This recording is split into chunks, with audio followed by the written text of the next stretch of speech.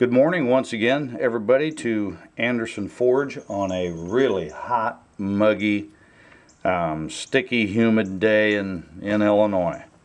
Well, that's what you get in August, right? Well, I've got something to share with you today, which is a W2 and African Blackwood, what I call deer guide. This knife is headed to the Netherlands, and the guy specifically wanted this to put to hard use. And it's a pretty stout blade of W2 with a clay processed hamon, and pretty hefty. And when I really make a heavy knife that's going to get some use, I like to do a butt cap to not only protect the rear end out in the sticks, but also to sort of counterbalance the excessive weight out here on the front end. And this just has some tremendous feel to it, and I really got an opportunity to put it to use the other day. I'm in the situation here in the Midwest of the U.S. where we have just an overwhelming abundance of Osage, which we call hedge, and is often used as field separation in years gone by, and then got used as fence posts. And if anybody's spent any time chopping on some Osage, you'll know it's a lot like chopping on a concrete block.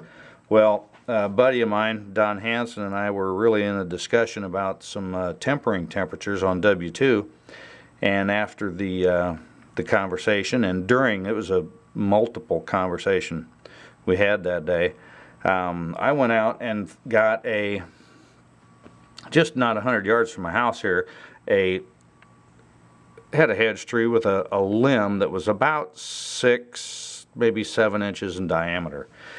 And I didn't chop all the way through it, it wasn't necessary, but I chopped about halfway through this Osage limb.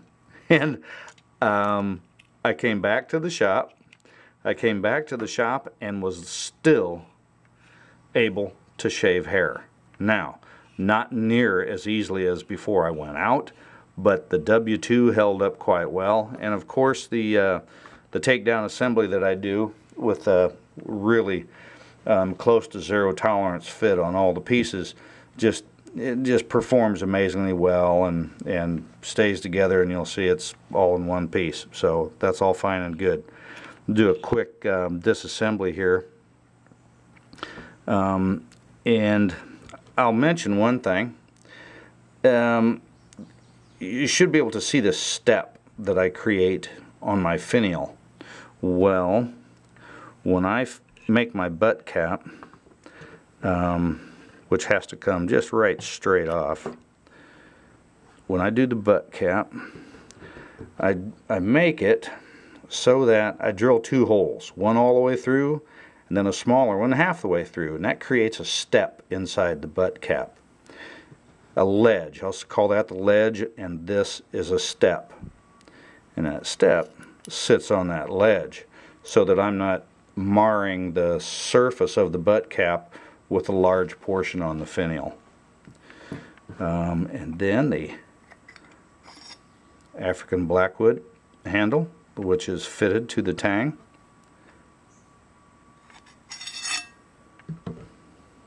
And the guard, double pinned, roll pins, all 4/16 stainless steel on the hardware.